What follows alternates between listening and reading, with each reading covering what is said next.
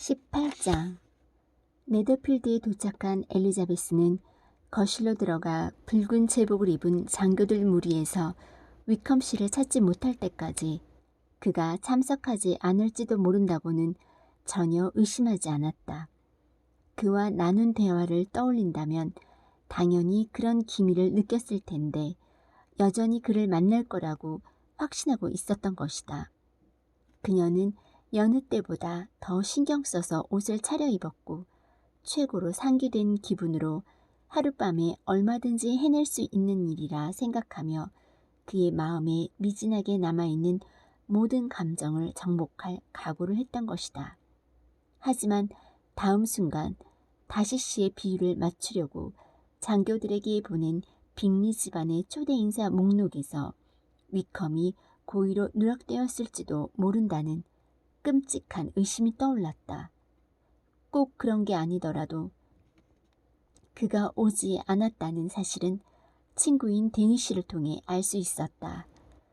리디아가 계속 묻자 그는 위컴 씨가 그 전날 용무가 있어 런던에 갔는데 아직 돌아오지 않았다고 답했다. 그리고 의미심장한 미소로 이렇게 덧붙였다.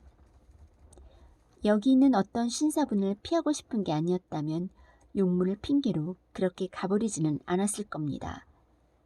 리디아는 이 부분을 듣지 못했지만 엘리자베스에게는 똑똑히 들렸다. 따라서 애초 추측대로 위컴이 오지 않은 것이 다시 때문이라는 걸 더욱 확신하게 되자 그 순간의 실망으로 인해 다시에 대한 모든 불쾌한 감정이 훨씬 강해졌다. 그래서 그가 곧장 다가와 정중한 인사말을 건넸을 때도 제대로 예의를 갖춰 대답할 수가 없었다. 다시에 대한 배려, 관용, 인내심은 위컴에 대한 모욕이었다. 엘리자베스는 다시와는 어떤 대화도 나누지 않겠다고 결심하면서 상당히 불쾌한 기분으로 돌아서 버렸다. 그런데 그 기분은 빅리 씨와 대화를 하면서도 좀처럼 풀리지 않았다. 빅리 씨가 맹목적으로 다시를 좋아하는 것에 화가 났기 때문이다. 그러나 엘리자베스는 언짢은 기분을 질질 끄는 성격이 아니었다. 그날 밤 기대했던 일이 깡그리 사라졌지만 그것이 그녀의 기분에 오래 영향을 주진 못했다. 그녀는 일주일이나 못 만난 샬럿 루커스에게 속상한 마음을 모두 털어놓았다. 그러고서 자신의 이상한 사촌 쪽으로 얘기를 옮겨서 그가 누군지 지목해 주었다. 그런데 처음 춘 두 곡의 춤 탓에 다시 고통스러워졌다. 춤이 너무도 곤욕스러웠기 때문이다. 어색하고 엄숙한 콜린스 씨는 집중하는 대신 사과를 늘어놓고 종종 엉뚱한 방향으로 움직이고도 알아차리지 못했다. 두 곡을 추는 동안 그는 불쾌한 파트너에게서 느낄 수 있는 온갖 수치와 비참한 기분을 모두 안겨주었다. 그에게서 풀려난 순간은 말 그대로 환희였다. 그 다음 춤은 어떤 장교와 추었는데 위컴 얘기를 했고 그가 모든 사람들의 호감을 사고 있다는 얘기를 들어서 기분이 좋아졌다. 춤이 끝나고 돌아와 샬럿 루커스와 대화를 나누던 도중 갑자기 다시 씨가 다가와 말을 걸며 춤을 청했다. 그녀는 기습이라도 당한 것처럼 화들짝 놀랐다. 어찌나 놀랐던지 뭘 하는지도 모르고 그의 청을 받아들였다. 그는 즉시 걸어 나가버렸고 그녀는 그 자리에 굳은 채 자신이 정신이 나갔었나 보다며 속상해했다. 샬럿이 그녀를 위로했다. 그 사람이 마음에 들게 될 거야. 천만에 그건 우리 모두에게 최대의 불행이 될 거야. 미워하기로 결심한 사람이 마음에 들게 되다니 그런 불운은 빌지 말아줘. 그러나 춤곡이 다시 시작되고 다시가 그녀의 손을 잡으러 다가오자 샬럿은 엘리자베스에게 귓속말로 주의를 주지 않을 수 없었다. 멍청이처럼 굴지 마라.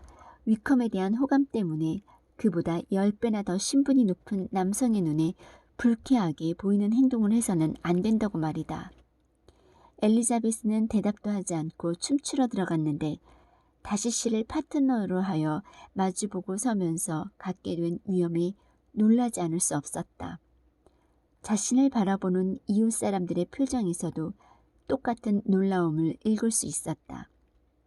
두 사람은 말없이 잠시 서 있었다. 그녀는 그들의 침묵이 두 번의 춤이 끝날 때까지도 계속될 거라 생각하며 자신이 먼저 침묵을 깨지는 않겠노라고 다짐했다. 그러다가 갑자기 억지로 말을 시키는 편이 파트너에게 더 큰 벌이 될 거라는 생각에서 춤에 대한 사소한 얘기를 몇 마디 건넸다. 그가 대답했지만 다시 침묵을 지켰다. 몇 분간 침묵하던 엘리자베스는 이렇게 말을 걸었다. 이제 당신이 말씀하실 차례예요, 다시 씨. 제가 춤에 대해 말했으니 당신은 방의 크기나 춤추는 사람들의 숫자나 이런 데 대해 몇 마디 말씀을 하셔야지요. 그는 미소를 지으며 자기에게서 듣고 싶은 얘기가 있으면 무엇이든 하겠다고 했다. 좋아요. 당장은 그 대답으로 됐어요. 전 좀 이따 사적인 무도회가 공적인 무도회보다 훨씬 즐겁다. 뭐 이런 얘기를 하겠지요. 하지만 지금은 침묵을 지켜도 괜찮겠네요. 그럼 당신은 춤을 출 때도 규칙에 따라 말하나요? 때로는요. 어떤 얘기든 약간은 해야 하잖아요. 30분 내내 침묵을 지키고 있으면 이상해 보일 거예요. 하지만 어떤 사람은 가능하면 말하는 수고를 덜어주는 쪽으로 대화를 끌고 가는 게 유리할 수도 있어요. 지금은 당신 감정을 배려하고 있는 겁니까? 아니면 내 감정에 맞추고 있는 겁니까? 양쪽 모두예요. 엘리자베스가 짓궂게 대답했다. 왜냐하면 전 매번 당신과 내 마음이 상당히 유사하다고 느꼈거든요. 우리는 둘 다 비사교적이고 말수가 적어요. 방 안에 있는 모든 사람을 놀라게 할 만한 얘기나 속담처럼 널리 후세에까지 전해질 법한 얘기를 할 수 있을 거라는 기대가 없으면 별로 말하고 싶어 하지 않잖아요. 내가 보기에 그건 당신 성격과는 비슷한 점이 별로 없는데요. 그렇다고 내 성격에 가깝다고도 못하겠습니다. 당신은 물론 나를 충실하게 묘사했다고 생각하겠지만요. 그가 말했다. 저 스스로가 한 말에 대해 옳다 그르다 말 못하겠어요. 그는 아무런 대답도 하지 않았고 그들은 다시 침묵을 지키며 계속 춤을 추었다. 그러다가 그가 그녀에게 자매들과 함께 메리턴으로 자주 산책을 가는지 물었다.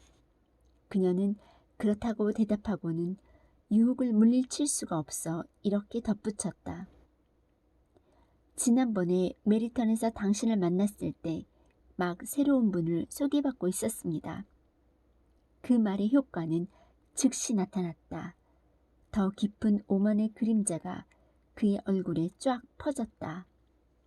그러나 그는 아무런 말도 하지 않았다. 엘리자베스는 자신이 나약하다고 자책하면서도 더 이상 그 얘기를 계속할 수가 없었다. 마침내 다시가 말을 꺼냈다. 그는 경직된 태도로 이렇게 말했다. 위컴 씨는 우호적인 태도를 타고나서 쉽게 친구를 사귀지요. 하지만 계속 친구로 남아있게 하는 능력도 그만큼인지는 잘 모르겠군요.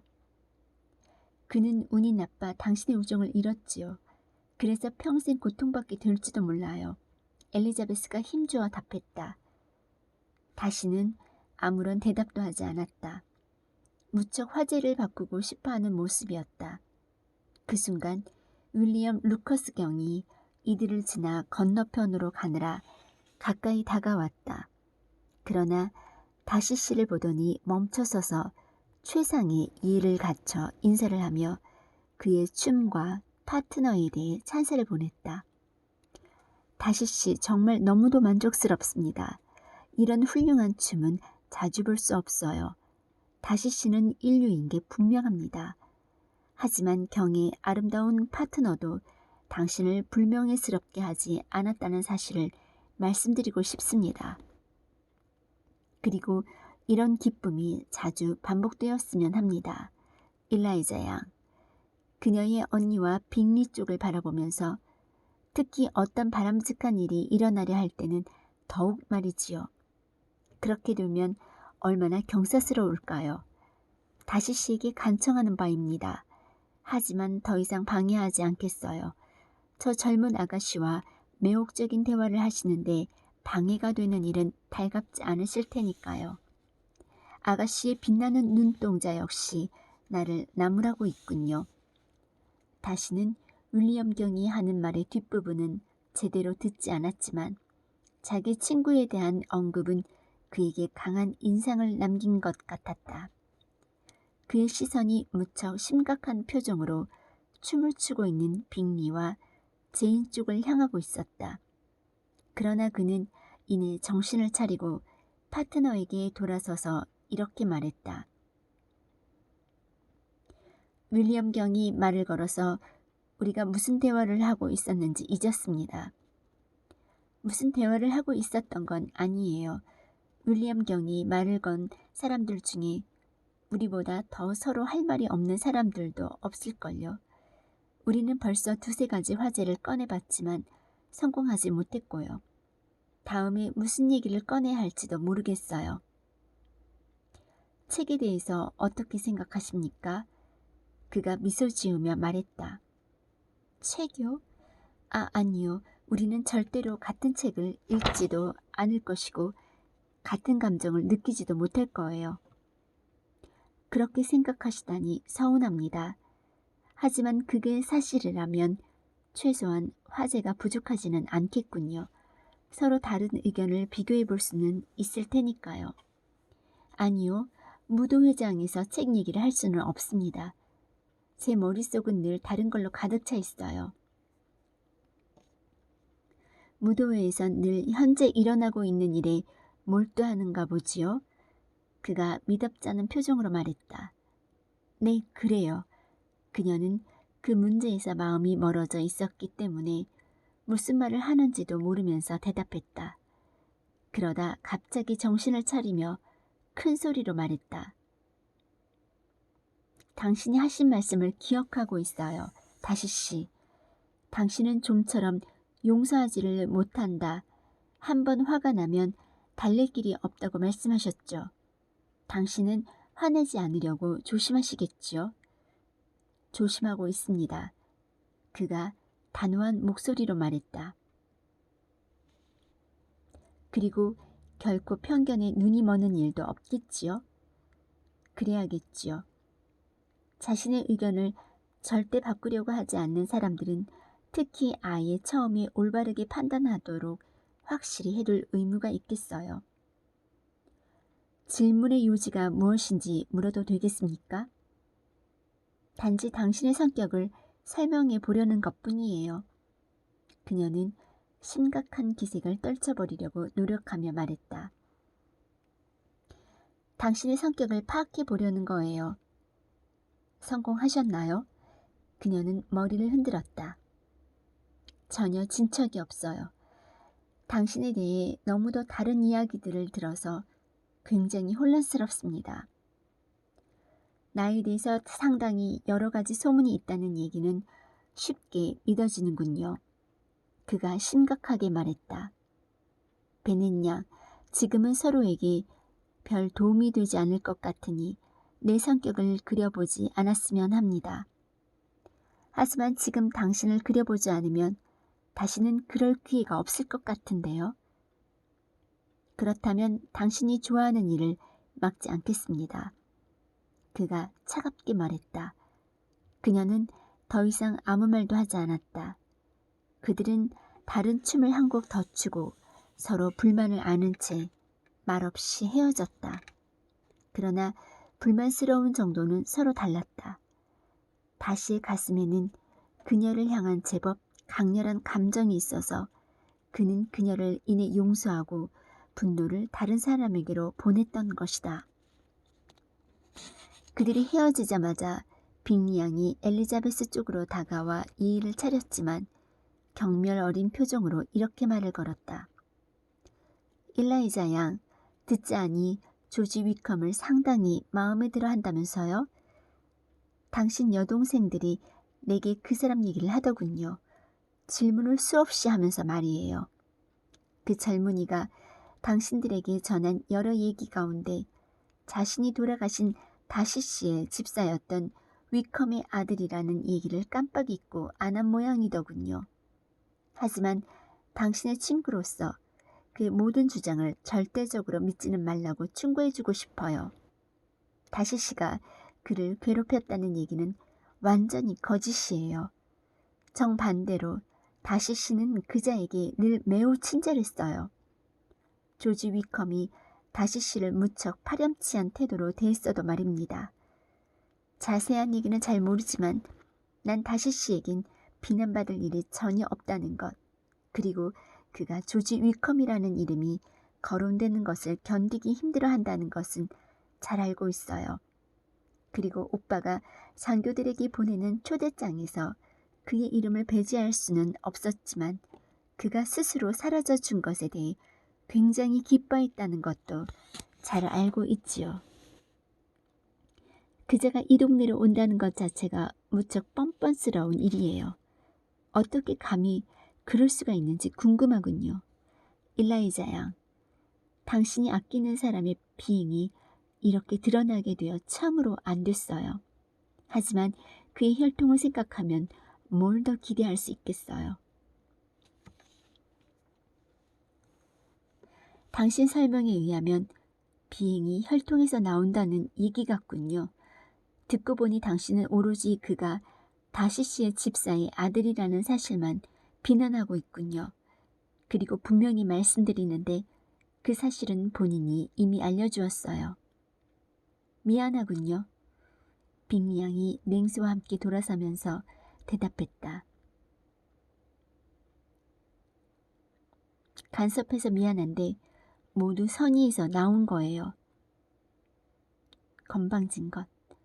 엘리자베스가 속으로 생각했다. 이따위 시시한 공격으로 내게 영향을 줄 거라고 생각했다면 오산이야. 난 단지 너의 고의적인 무시와 다시 씨의 악의만 봤을 뿐이니까. 그러고는 빅리에게 같은 문제를 물어봐 주기로 한 언니를 찾았다. 제이는 그날 저녁에 일어난 일에 대해 자신이 얼마나 만족하는가를 너무도 잘 보여주는 그런 달콤한 만족감과 행복에 피어나는 표정으로 그녀를 맞았다. 엘리자베스는 금방 그녀의 감정을 읽었고 그 순간 위컴에 대한 걱정과 위컴의 적들에 대한 분노와 그 밖의 모든 것들이 제인이 행복하기를 바라는 마음 앞에 모두 무너지고 말았다. 위컴 씨에 대해 알아낸 게 뭔지 듣고 싶어. 하지만 언니 기분이 너무 좋아서 제3자를 생각할 겨를이 없었겠어. 그렇다고 해도 용서해 줄게. 엘리자베스는 제인 못지않게 미소를 띤 표정으로 말했다. 아니야, 제인이 대답했다. 나도 잊지 않고 있었어. 하지만 별로 얘기해 줄 만한 게 없어. 빅리 씨는 그 사람에 대해 다 알지도 못하고 애초에 어떤 상황에서 다시 씨가 화를 냈는지는 전혀 모르고 있어. 하지만 빅리 씨는 자기 친구의 훌륭한 행동과 정직함과 명예로움을 보증할 수 있다고 하고 위컴 씨는 다시 씨가 그간 베푼 것도 아까울 정도로 배려받을 자격이 없는 인물이라고 확신하고 있었어. 이런 말에서 유감이지만 빅리 씨와 그 여동생들의 말에 의하면 위컴 씨는 결코 훌륭한 젊은이가 못 되는가 봐. 그는 무척 무분별했고 그래서 다시 씨의 호의를 잃어 마땅했던 것 같아. 빅리 씨가 위컴 씨 본인을 알고 있나? 아니, 메리턴에서 지난번에 만날 때까지는 본 적이 없대. 그렇다면 그의 얘기는 다시 씨한테서 전해 들은 거잖아. 충분히 알았어. 목사직에 대해서는 뭐라고 해? 다시 씨한테서 여러 차례 듣기는 했지만 그 상황이 정확히 기억나지는 않는다고 했어. 하지만 단지 조건부로 물려받게 되어 있었던 건 확실한가 봐. 난 빅리 씨의 성실함은 전혀 의심하지 않아. 엘리자베스가 화를 내며 말했다. 하지만 직접 겪은 게 아니라 그냥 확신하는 것만으로는 납득할 수 없어. 빅리 씨가 친구를 옹호하는 것은 무척 훌륭한 일이야. 하지만 빅리 씨는 그 사건의 어느 부분은 잘 알지 못하고 또 나머지도 친구 본인한테서 들은 것이라니 난 다시 씨와 위컴 씨 두 사람에 대한 원래 내 생각을 바꾸지 않을 거야. 그러고는 서로에게 더욱 만족스럽고 의견의 차이가 있을 수 없는 화제로 이야기를 돌렸다. 엘리자베스는 제인이 빅리의 애정에 대해 품게 된 겸손하지만 행복한 희망을 기쁜 마음으로 들어주고 제인이 더욱 확신을 갖도록 할 수 있는 말은 다 해주었다. 그러다 빅리가 다가와 얘기를 시작하자 엘리자베스는 루커스 양에게로 물러났다. 마지막 춤 파트너와 즐거웠냐는 샬럿의 질문에 채 대답하기도 전에 콜린스 씨가 다가와 기쁨에 들뜬 목소리로 정말 운 좋게도 무척 중요한 사실을 알게 되었다고 말했다. 정말 우연히 지금 이 방에 내 후원자의 가까운 친척분이 계시다는 걸 알게 되었어요. 그 신사 본인이 이 저택의 여주인 역할을 하고 있는 젊은 숙녀에게 사촌인 드버그 양과 그 어머니인 캐서린 귀부인 이름을 언급하는 걸 우연히 듣게 되었거든요. 어떻게 이런 일이 일어나는지 놀랍지요. 내가 이 무도에서 저분, 아마 캐서린 드버그 귀부인의 조카일 텐데 저분을 만나리라고 누가 생각이나 했겠어요. 그분께 인사를 드릴 수 있게 때맞춰 이런 사실을 알게 되어 너무 고맙지요. 지금 인사드리러 갈 건데 미리 인사드리지 않은 걸 용서해 주시리라 믿어요. 그 관계를 전혀 몰랐으니까 충분히 사과가 될 거예요. 다시 씨에게 직접 자신을 소개하려는 건 아니겠지요? 그렇게 할 겁니다. 미리 인사 못한 걸 용서해달라고 할 참인데요. 분명 캐서린 귀부인의 조카일 거예요. 귀부인께서 일주일 전에 평안하셨다는 말씀을 들을 수 있어요. 엘리자베스는 그 일을 그만두게 하려고 무진 애를 썼다. 다시 씨는 그가 정식 소개도 없이 직접 말을 거는 것을 이모님에 대한 예의라기보다 오히려 예의 없는 행동으로 여길 것이고 양쪽 모두 서로 인사를 나누는 것이 전혀 필요하지 않으며 또 그럴 필요가 있다 하더라도 인사를 청하는 것은 신분이 높은 쪽인 다시 씨가 해야 할 일이라고 힘주어 말했다. 콜린스 씨는 자기 마음 내키는 대로 하겠다는 확고한 태도로 그녀 얘기를 듣더니 그녀가 말을 마치자 이렇게 대답했다. 친애하는 엘리자베스 양, 당신이 이해할 수 있는 범주에 있는 모든 문제에 대해서는 탁월한 이해력을 지녔을 거라고 믿어 마지 않습니다. 하지만 범인들의 예의범절과 성직자들이 지켜야 할 예의범절의 형식에는 큰 차이가 있는 법이라고 말씀드려야겠군요. 괜찮다면 성직이 존엄성이라는 점에서는 왕국의 가장 높은 계급과 동등하다고 생각한다는 걸 말씀드리고 싶군요. 동시에 행동에는 분수에 맞는 겸손함이 담겨 있어야 하겠지만요. 그러니 이 일에 관해서는 내가 양심의 명령에 따라 의무로 간주하는 것을 수행하도록 허락해 주셔야겠습니다. 당신의 충고를 따름으로써 얻게 될 혜택을 소홀히 하는 것을 용서하십시오. 다른 문제라면 당신의 충고를 나의 영원한 지침으로 따르고자 합니다. 그러나 우리 앞에 놓인 이 문제에 있어 무엇이 옳은가를 결정짓는 것은 교육이나 평소의 학문으로 보나 당신 같은 젊은 여성보다는 나 자신에게 더 어울립니다. 그는 허리를 굽혀 인사하고는 다시 씨를 공격하러 떠났다. 그녀는 콜린스 씨가 나서는 것을 다시 씨가 어떻게 받아들이는지 열심히 지켜보았다. 콜린스가 그런 식으로 말을 걸자 다시 씨는 무척 놀란 것이 역력했다. 그녀의 사촌은 엄숙하게 몸을 굽혀 인사한 후에 이야기를 늘어놓기 시작했다. 그의 말은 한마디도 제대로 들리지 않았지만 그녀는 얘기를 모두 듣고 있는 것만 같았다. 그의 입 모양에서 사과, 헌스퍼드, 캐서린 드 버그 귀부인 같은 단어들을 파악할 수 있었다. 엘리자베스는 그가 다시 씨 같은 유형의 사람에게 이런 모습을 그대로 드러내는 걸 보고 있자니 괴로웠다. 다시 씨는 의아해하는 감정을 전혀 감추지 않은 채 그를 바라보고 있었다. 마침내 콜린스 씨가 그에게도 말을 할 틈을 허용하자 거리를 둔 정중한 태도로 대답을 했다. 그러나 콜린스 씨는 전혀 실망하지 않고 다시 말을 걸기 시작했다. 두 번째 이야기가 길어지자 다시 씨의 경멸감이 커지는 것 같았다. 콜린스 씨가 말을 마치자 그는 목례만 간단히 하고는 저쪽으로 가버렸다. 그러자 콜린스 씨는 엘리자베스에게 돌아왔다.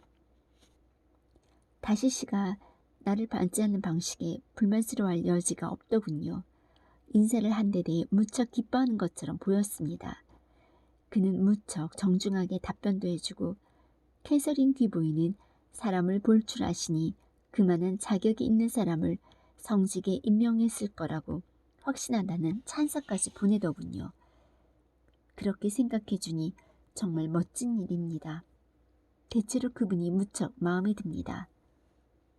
엘리자베스는 그 문제에는 더 이상 관심이 없었으므로 거의 전적으로 언니와 빅리 쪽에 관심을 쏟았다.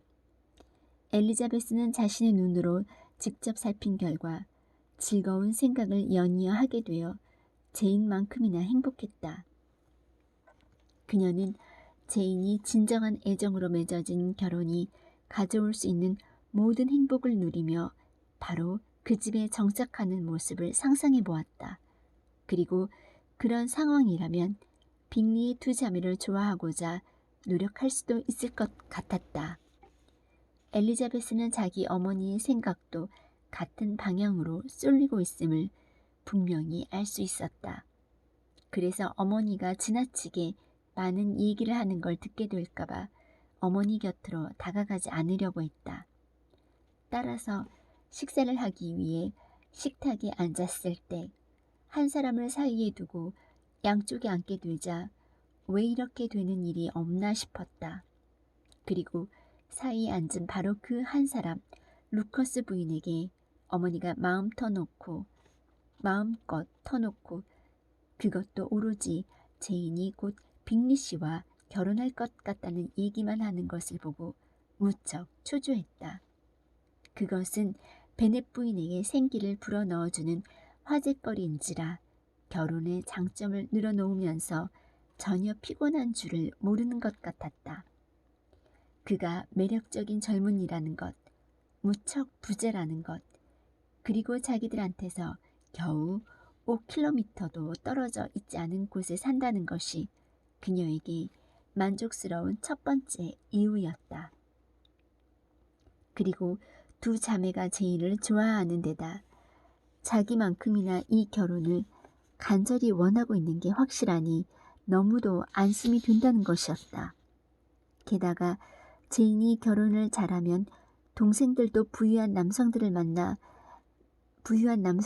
많이 만나게 될 테니 어린 딸들을 위해서도 너무 잘된 일이었다.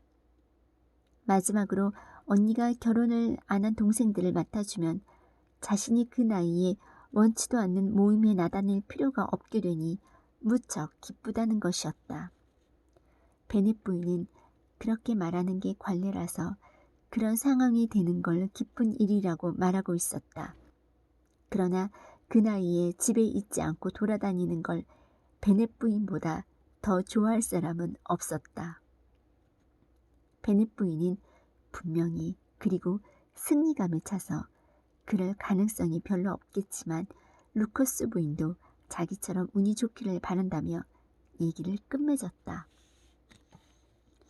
엘리자베스는 속사포 같은 어머니의 말을 좀 막아보고 그녀의 행복한 마음을 좀 안 들리게 속삭이듯 표현하라고 설득하려고 애썼지만 허사였다.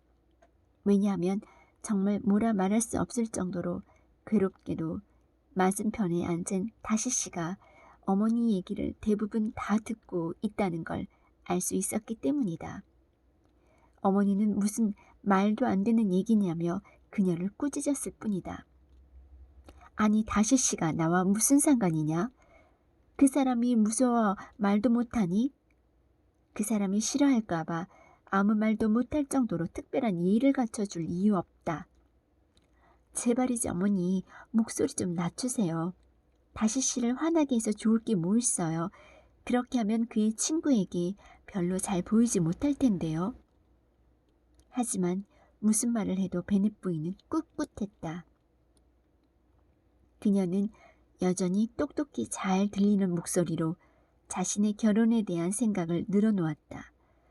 엘리자베스는 부끄럽고 초조해서 얼굴이 계속 붉어졌다. 그녀는 다시 씨 쪽으로 시선이 자꾸 가는 걸 어쩔 수가 없었다. 그럴 때마다 두려워했던 바가 현실이 되는 걸 더욱 확신하게 되었지만 말이다. 그가 어머니 쪽을 늘 보고 있는 건 아니었지만 어머니가 계속 그의 관심을 끌고 있는 것은 확실했다. 분노하여 경멸에 찬 표정이던 그의 얼굴이 점차 침착하고 변함없는 심각한 표정으로 바뀌었다. 마침내 베넷 부인은 할 말이 동이 났다. 그리고 자신은 함께 누릴 수 있을 것 같지 않은 남의 기쁨을 반복해서 듣느라 오래 하품을 하고 있던 루커스 부인은 마음 편히 차가운 햄과 닭고기 요리를 마음껏 먹을 수 있게 되었다. 엘리자베스는 이제 활기를 되찾기 시작했다. 하지만 그 평온한 시간은 오래가지 못했다.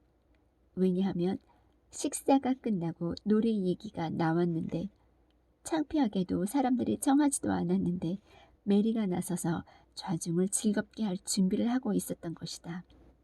의미심장한 표정과 말없는 간청으로 남들에게 친절을 베풀려는 메리를 막아보려고 애썼지만 모두 허사였다. 메리는 엘리자베스의 암시를 도대체 이해하려 들지 않았다.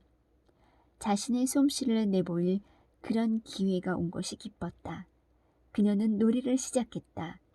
엘리자베스는 상당한 고통을 느끼며 그녀에게 시선을 고정하고 몇 소절 부르는 동안 어서 끝내기를 초조하게 기다렸지만 소용이 없었다.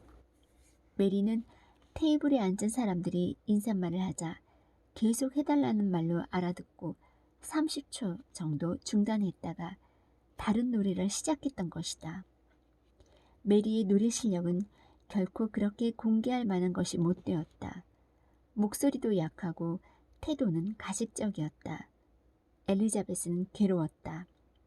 제인이 어떻게 견디고 있는지 보려고 그녀를 바라보았지만 제인은 평온하게 빅리와 얘기를 나누고 있었다. 그녀는 빅리의 여동생들을 바라보았다.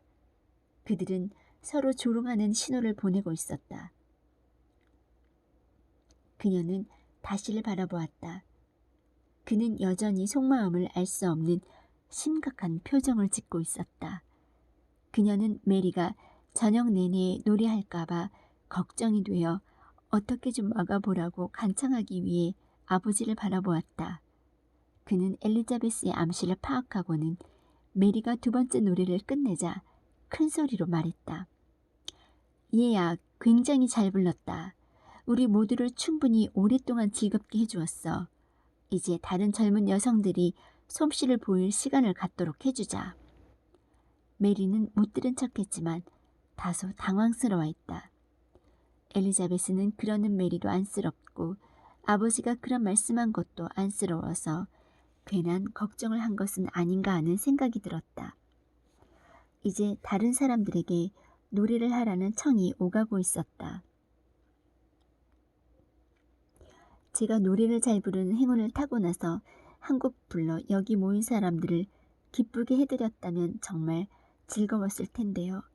저는 음악이 전혀 해롭지 않고 또 성직자의 직분에 완벽하게 어울리는 오락이라고 생각하거든요. 하지만 너무 많은 시간을 음악에 바쳐도 된다고 주장하는 건 아닙니다. 관심을 두어야 하는 다른 일도 많으니까요. 교구의 목사는 할 일이 많지요. 우선 본인에게 이익이 되면서 후원자가 화내지 않을 만한 11조를 정해야 하고요. 설교문도 써야 하지요. 그리고 남은 시간은 교구를 위해 여러 의무도 수행하고 또 자기 집을 가능한 한 안락하게 만들어야 하니 여기저기 돌보고 개조하고 하기에도 시간이 많이 부족합니다. 그리고 모든 사람에게, 특히 자신에게 성직을 맡겨준 분들에게 관심을 기울이고 호의적인 태도를 보이는 것 또한 무시 못할 일입니다.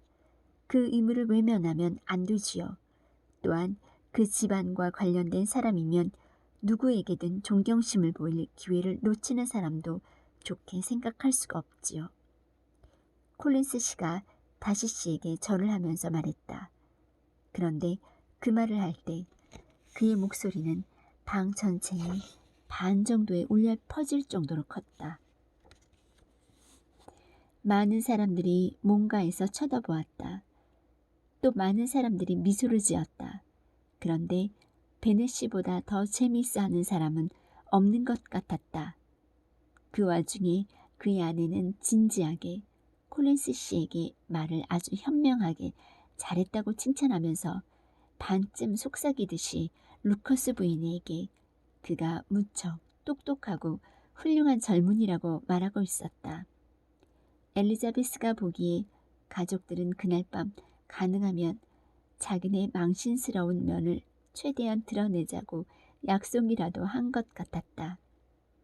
가족들 모두가 이보다 더 신나게, 더 성공적으로 자기네 역할을 잘하는 것은 불가능할 것 같았다. 빅리가 이런 가족들의 망신스러운 면을 다 보지 못하고 일부 놓친 것이나 그가 가족들의 어리석음을 분명히 목격했더라도 그걸 괴로워할 기분이 아니었다는 것이 그나마 빅리와 언니를 위해 잘된 일이었다. 그러나 빅리의 두 자매와 다시 씨가 자기네 가족을 비웃을 기회를 갖게 된 것은 정말 속상한 일이었다. 그리고 그녀는 그 신사의 말없는 경멸과 숙녀들의 무례한 미소 가운데 어느 쪽이 더 참을 수 없는지 결론을 내릴 수가 없었다. 그날 밤 남은 시간에도 그녀는 좀처럼 즐겁지가 않았다. 콜린스 씨는 옆에 끈질기게 붙어 계속 귀찮게 했고 다시 춤추자고 그녀를 설득하지도 못했지만 그녀가 다른 사람들과 춤을 추지도 못하게 만들었다. 그녀는 다른 사람과 춤을 추어라 다른 여성을 소개해 주겠다고 했으나 허사였다. 그는 자신이 춤에 완전히 무관심하며 자신의 주요 목적은 섬세한 관심을 베풀므로써 그녀에게 잘 보이고자 하는 것이며 저녁 내내 그녀에게 바짝 붙어 있겠다는 점을 확실히 했다. 그의 계획에 관해 이러저러 논쟁하는 건 불가능했다. 친구인 루커스 양이 자주 다가와 마음씨 좋게도 콜린스 씨와의 대화를 맡아주는 것이 그녀에게 가장 큰 위안이었다. 그녀는 최소한 다시 씨에게서 계속 주목을 받는 짜증나는 일에서는 벗어날 수 있었다. 그는 멀지 않은 곳에 혼자 서 있곤 했지만 말을 걸 만큼 가까이 오지는 않았다. 그녀는 아마도 위컴 씨 얘기를 했기 때문에 그럴 거라고 생각하면서 기뻐했다. 롱본 가족들은 손님들 가운데서 가장 마지막까지 남아있다가 떠났다. 베넷 부인의 책략 덕분에 다른 사람들이 다 떠난 후 마차를 15분 정도 더 기다려야 했는데 그로 인해 오히려 네더필드의 몇 사람은 이들이 빨리 가주기만을 너무도 바라고 있다는 사실만 분명해졌다. 허스트 부인과 그녀의 여동생은 피곤하다는 불평 말고는 좀처럼 입을 열지 않았다. 빨리 손님들이 가버리고 자기들만 남게 두기를 바라는 기색이 역력했다. 그들은 베넷 부인이 대화를 시도할 때마다 퇴짜를 놓았다. 덕분에 모두들 따분해질 수밖에 없었다. 콜린스 씨가 빅리 씨와 그의 여동생들에게 손님 접대가 우아했으며 환대가 정중함이 돋보였다는 칭찬을 길게 늘어놓았지만 별로 나아지지 않았다. 다시는 아예 아무 말도 하지 않았다. 베넷 씨는 역시 말이 없었지만 그 장면을 즐기고 있었다. 빅리와 제이는 다른 일행에게서 조금 떨어진 곳에 함께 서서 둘만의 얘기를 나누고 있었다. 엘리자베스는 허스 부인이나 빅리 양처럼 계속 침묵을 지키고 있었다. 리디아조차 너무 피곤하여 이따금 격렬한 하품을 하며 아이고 정말 피곤하다 라고 외치는 것 말고는 아무 말도 하지 않았다. 마침내 떠나기 위해 일어섰을 때 베넷 부인은 공손하지만 강요하듯이 롱본에서 네더필드 가족 모두를 곧 보기를 희망한다고 말했다. 그리고 특히 빅리 씨에게는 공식적인 초대가 없어도 언제라도 자기 집에서 가족들과 함께 식사할 수 있으면 더없이 행복하겠노라고 얘기했다.